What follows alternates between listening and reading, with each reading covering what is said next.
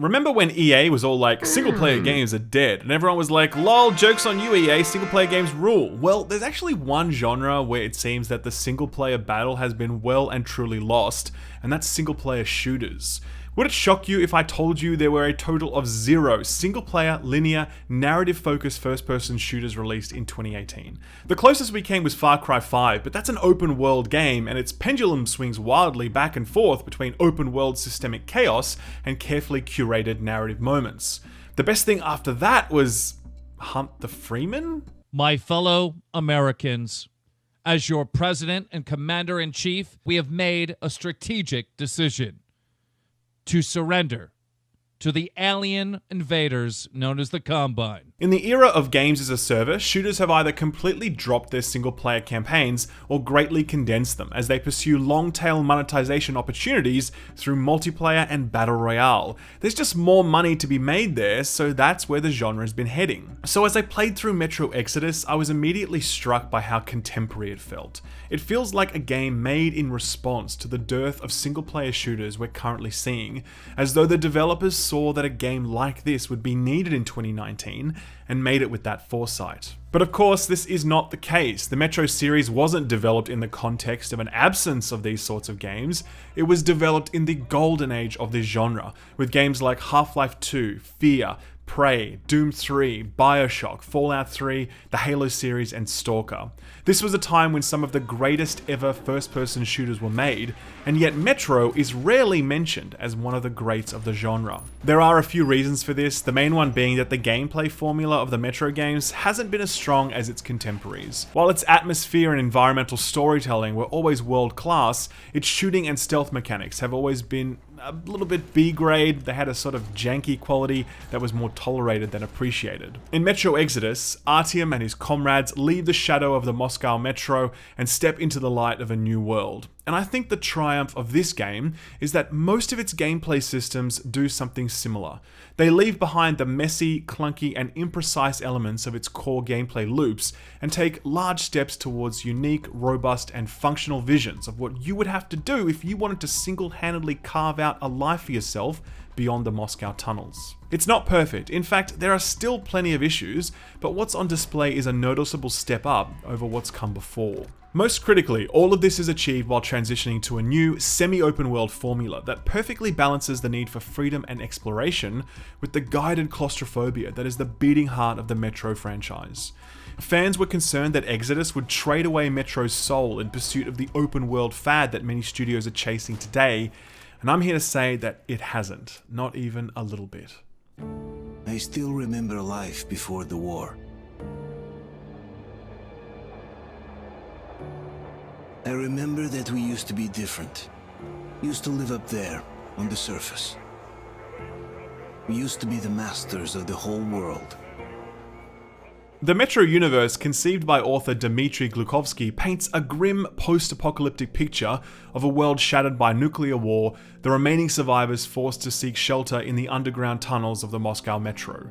Predictably, rather than unite and pool resources, society fractured into hundreds of tiny pieces, each allied to a specific station, and the connecting tunnels serving as the fault lines between them. Territory and resources were of profound importance. Controlling specific stations could give you quick access to the land above, so that your people might make quick incursions to collect and spirit back valuable resources. Strategically, each station served as a buttress against the next, and the junction points and main arteries of the Metro became fiercely contested battlegrounds. Extreme times often give rise to extreme ideology, and so it was within the Metro, as both Nazism and fascist communism found new life. The wars that were fought there were no longer simply for survival, but for the conquest of one brutal set of ideas over another. Despite this, woven deep into the soul of Glukovsky's world is a sense of moral relativism. It's the idea that survival and ideology warp what we typically understand to be good and evil. In a world as dark and starved as the Metro, the fascists clinging to their right to survival are little different from the peaceful family man, or the mutant beast, or even the strange ball of lightning. Everything is good and everything is evil. This was a core tenet of the previous games, and I worried that as the Metro series moved from the confines of Moscow's tunnels into a new world, this focus would be lost. The same ideologies and factionalism that defined the Metro couldn't be lifted and dropped into distant lands, and they haven't been here in Exodus.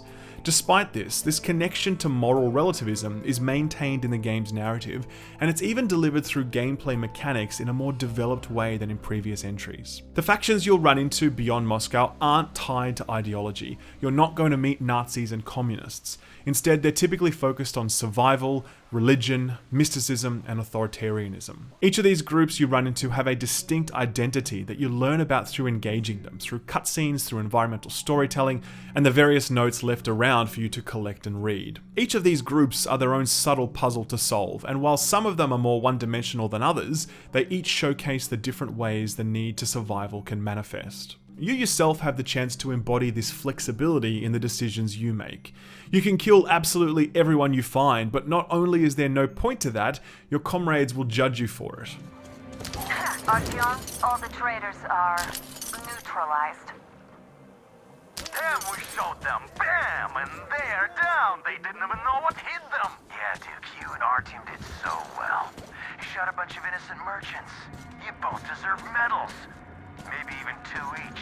And your enemies will judge you for it as well. In the Autumn section of the game, you'll get the distinct impression that those you are fighting, they're not evil people. They're just caught on the other side of a survival equation. They have something that you need, and because of that, you're thrust into this inevitable cycle of violence. You'll listen to them abuse you for your brutality and selfishness, and you'll prove them right because you have no other choice.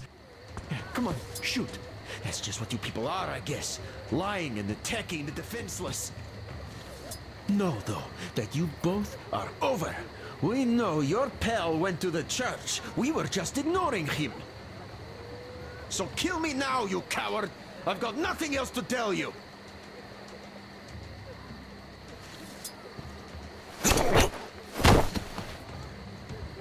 You'll find yourself wishing that you could sit down and broker peace with them, but that just isn't possible. It's an instance where the form of the video game is the perfect reflection of the circumstances it's trying to portray. Shooting games typically limit the means by which you can interact with the world. So too does the quest for survival in a post-apocalyptic existence. If I'm giving you the impression that Metro Exodus is a philosophical game, it is, but I think it's far more an action blockbuster, especially in this game as compared to the previous two. Everything happens on a grander, more crazy, louder, more explosion-y scale here, and there's more an eye towards cinematography and presentation. Some of it is beautifully framed, like the first time you see the locomotive that will serve as your arc.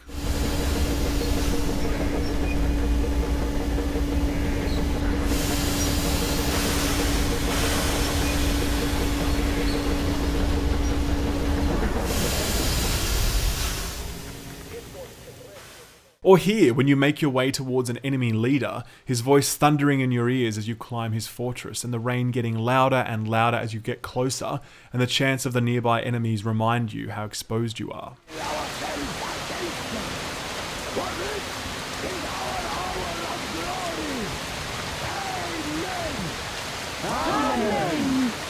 It's a moment that shows how aware 4A games are of the mise-en-scène, and there are dozens of moments like this that you'll encounter throughout your playthrough. Frustratingly, this commitment to cinematic moments very often takes control away from the player. I'm actually fine with this in most circumstances, but in Exodus it does feel a bit excessive at times. So often you fight your way through an ordeal only to arrive at a cutscene, and you're thinking to yourself, hey, I want to be doing that thing. But to protect the sense of presentation, you're only allowed to watch the action play out in front of you. They will let us through if we don't shoot and move forward.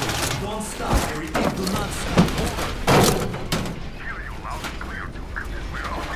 All hands, hold your fire until ordered. Artyom, let's jump! Well, that's a job well done, huh? Related to this is the way the game's core narrative is delivered through scripted dialogue sequences. Now, one of the brilliant aspects of the old Metro games that I didn't even realize was brilliant until I played Metro Exodus is that because the game is always shuttling you through these tunnels, all of the expository dialogue can be delivered while you're walking towards your destination. There's very little standing around and waiting for information in the previous Metro games. You're almost always on the move. Strange sounds. Either the ground is making that noise or the wind. I also heard tales of singing pipes. They say if you listen long enough, you can hear the voices of the dead. What bullshit. It's the exact opposite here in Metro Exodus. You'll spend so long just standing around listening to briefings or waiting for characters to finish their dialogue loops. Some of these can drag on for 5 or 10 minutes and you're just standing there listening to all this stuff and just wishing it would end so that you could get back out there. It's good stuff, don't get me wrong, but standing around just isn't fun. There's a lot of space in Metro Exodus, but I could only recall 1 or 2 circumstances where exposition was delivered while we were on the move. Had this been implemented, had this space been used better like it was in the previous games, I think I would have enjoyed all of this dialogue a lot more. As for the story itself, I think most people will enjoy it. It does feel like an odyssey of trials spanning multiple locations, multiple seasons, multiple characters, factions, friends, and enemies. It's got a sense of scale to it, while also remaining very fixed on the experience of Artyom and his wife Anna. The decision to keep Artyom as a silent protagonist really limits the game at this point. The game clearly has a message that it's trying to convey, but it feels hamstrung in its ability to do that because Artyom can't ever frame up his own message. How did you... Oh my god. It's you she's been screaming about. Alive! You came for her. All right. Coming back to the earlier example about these forest people who abuse you for your violence, think how different that entire section might have been had Artyom been able to speak to them and negotiate some kind of outcome. When Artyom does speak during the chapter load screens, you gain insight into his hopes, his fears, his relationship with his wife and his father-in-law. Had the game the courage to let Artyom speak outside the loading screens, I think the game could have said more and achieved a more compelling narrative experience. At this point, Artyom's silence feels outdated and restrictive. One scene in particular really showcases this. It's an intimate exchange between Artyom and his wife Anna, where the only way to respond to her outpouring of emotion is to awkwardly touch her in a variety of ways. This is great. I wish I could stay like this forever. Artyom, when you climbed those ruins back in Moscow, with your radio, did you imagine our life on the surface at all? A home, for one. A place where we could live. A log cabin on the outskirts of a forest. Or how about a bungalow on an ocean shore? Well, you know, there's something great in simply going anywhere like this. Together. The counter-argument to all of this is that by remaining silent, the game forces you to internalize and reflect on all of these questions yourself, which is undoubtedly true. It just feels like we've been doing that for 2 games now, and it would have been interesting to see something different. One of the biggest points of criticism about Metro Exodus is that it's abandoned its roots as a linear, claustrophobic, atmospheric shooter and just copy and pasted the Ubisoft open world formula of material collection, dull side quests, and checkpoint clearing.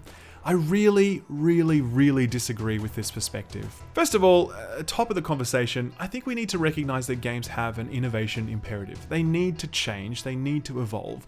And I suspect that if Metro Exodus didn't change in the way that it had, you'd see just as many people complain that the game feels too samey, or they'll label it Metro 2.5.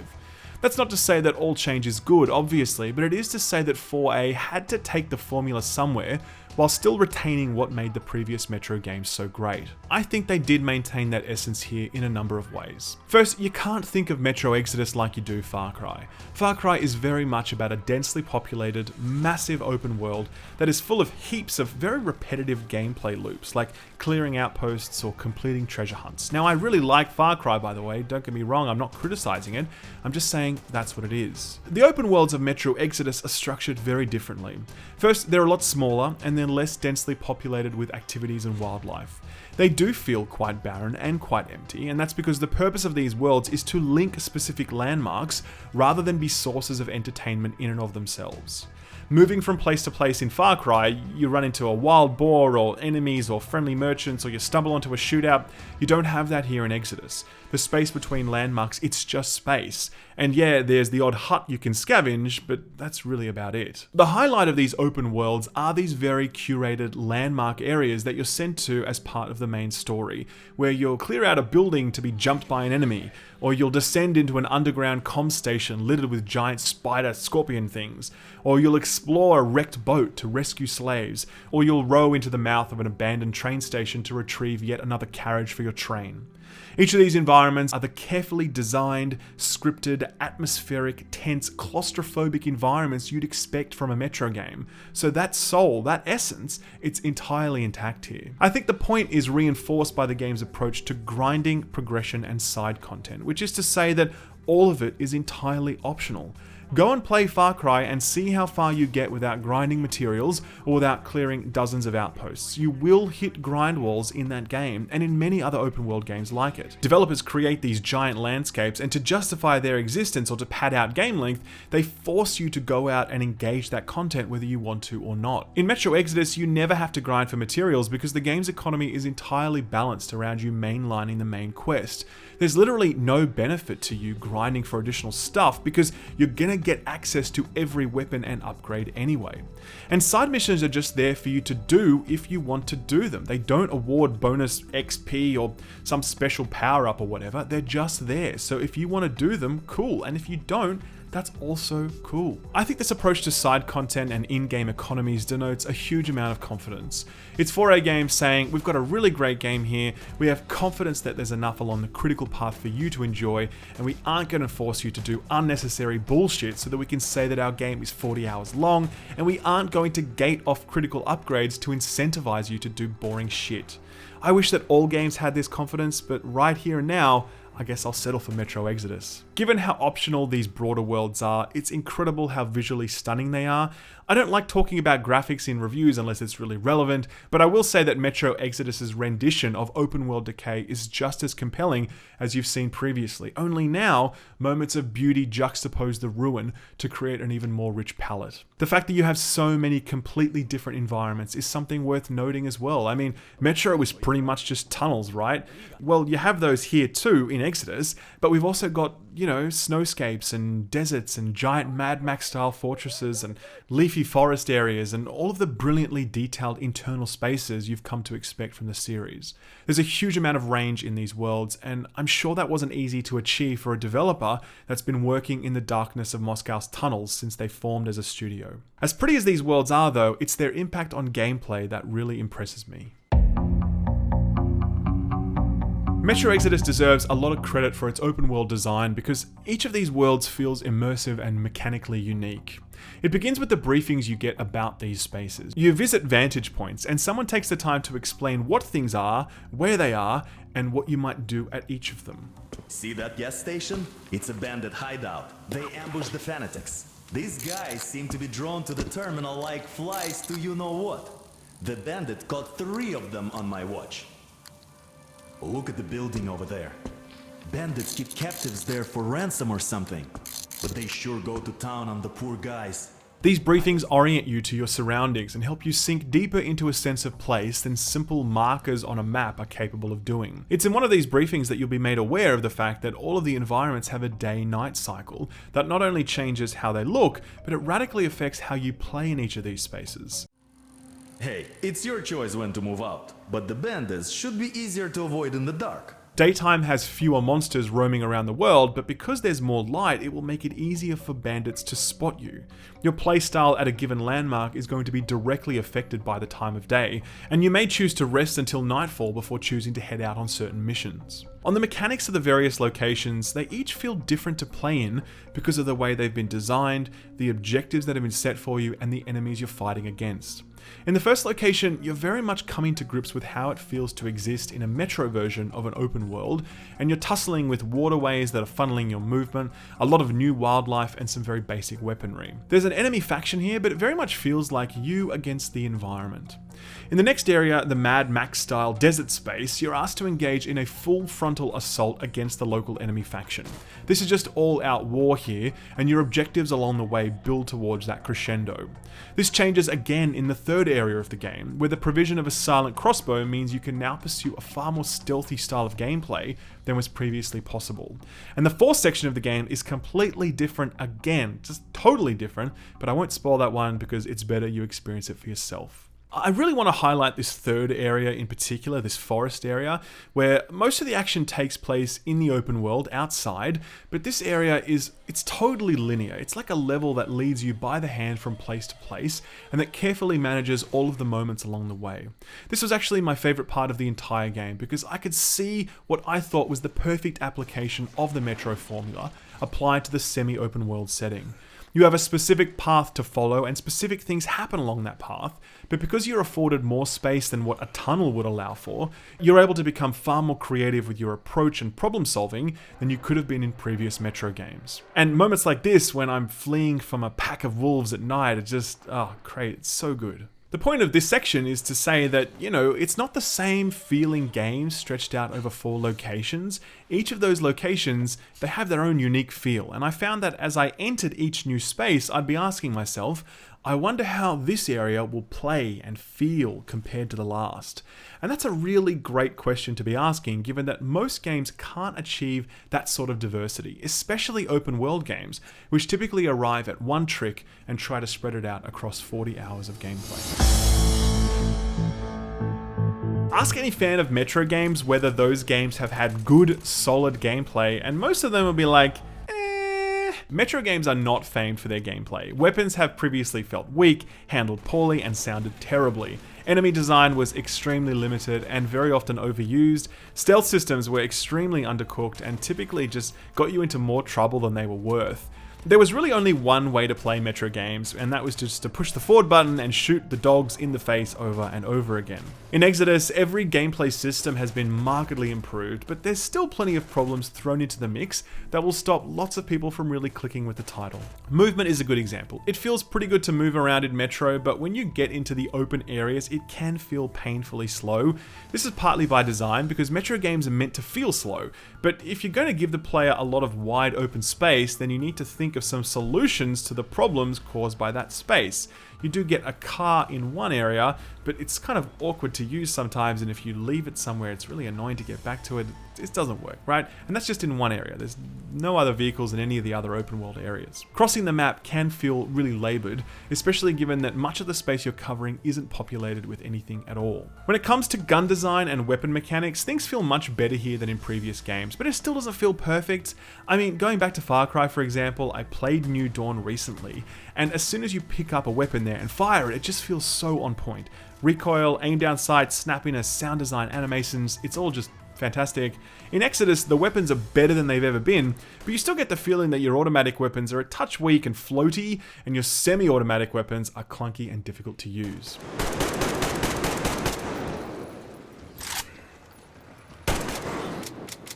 The mod system though is really excellent, and since you can now mod on the fly using your backpack, you can change up your mods based on what you'll need right there and then. So if you want to fight at night, you can put a night vision scope on your weapon and do that. Or if you need more firepower to cut through enemies faster, you can change your shotgun to add more barrels. I did a lot of modding on the fly, and it added a unique puzzle solving element to each combat encounter. Beyond the weapons, there's still some big problems with combat overall. First, enemy design is pretty bleh. Like, you have these zombie things, and yeah, they suck. They fit the theme, but they just run at you and they do the standard zombie thing, not particularly interesting. Enemies can also be quite bullet spongy unless you hit them in exactly the right spot. This definitely promotes careful, accurate fire, but when you've got a giant crab thing bearing down at you, swinging at you at the face, it's kind of hard to remain calm and composed. Some of the enemies can and will shoot you through cover all the damn time. Pretty much any water-based enemy has an X-ray projectile that just destroys you, so I had to basically stay well away from water if I wanted to avoid this stuff.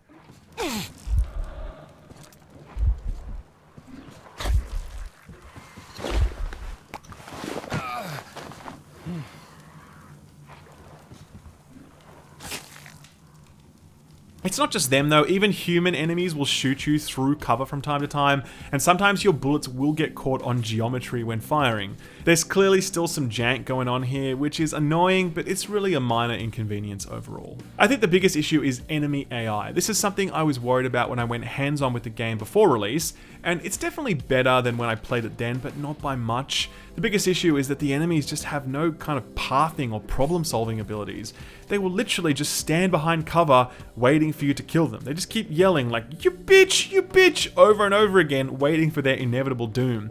There's never an instance where a group sort of presses their advantage or flanks or anything like that. They're very much just meat sacks, and it means that you very rarely have memorable combat experiences where you overcame surprise attacks. It feels very player-led and very repetitive. The stealth systems are actually pretty great, and it's possible to fully embrace them and clear out entire spaces without being spotted.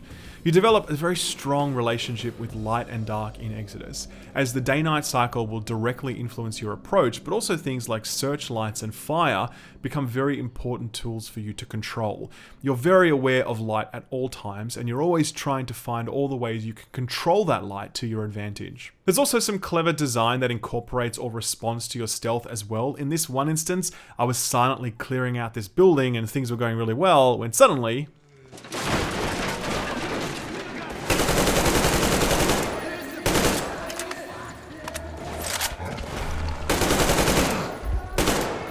This is the game knowing that a stealthy player will probably try and take this route, and then throwing up a specific environmental challenge for me just to deal with, which I thought was pretty cool. This sort of design also extends to the game's approach to horror gameplay. Now, Metro Exodus is not a horror game, but it definitely has horror elements. It might be easy to think of horror gameplay as just jump scares, and Metro Exodus certainly has those.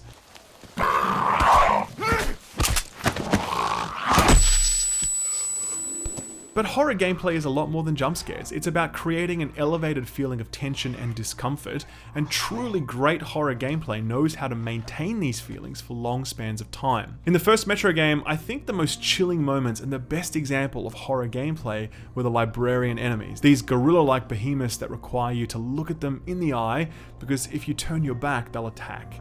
That entire area, you cede control of yourself to them. They're in charge in those moments as you anxiously wait for them to decide if you're someone that they want to mess with. Your heart is absolutely beating during these segments, and if you've played Metro games, then there's no way you would ever forget these enemies.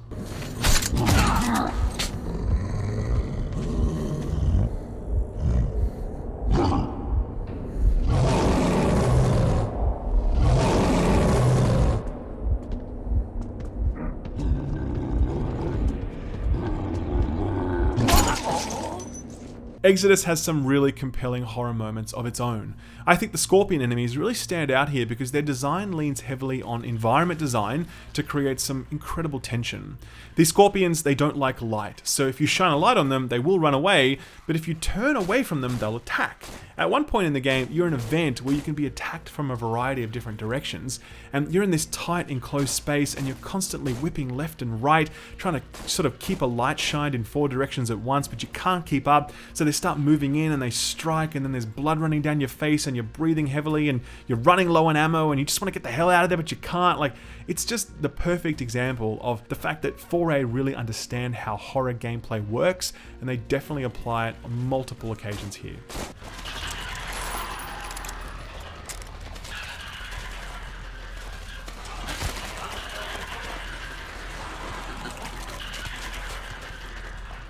Overall, I look back on the Scorpions and the first time I saw the Baron's Fortress, or the moment when I surveyed the desert landscape and had it explained to me, or the many quiet moments with my crew, or the tense moments exploring poisonous caverns, and they all stick out so vividly in my mind because of how cohesively they married atmosphere, environment design, and interesting gameplay choices. Metro has never been about shooting things with guns. I mean, it has, but if you want a good shooter, go play Far Cry or Destiny or whatever else. The heart of Metro is its world. Artyom is not the star of the show, the ruined world is. And Metro Exodus is a brilliant experience because it showcases 4A's ability to expand that world, not just visually, but mechanically and thematically. This is a different, broader, more complete and more compelling Metro game than those that came before it, and despite its rough edges, I absolutely loved it. If you like slow, dense, methodical shooters dripping with atmosphere and interesting design choices, then I very strongly recommend Metro Exodus to you. There is nothing else on the market at all like it today. I live in hope. But the future is still all I fear.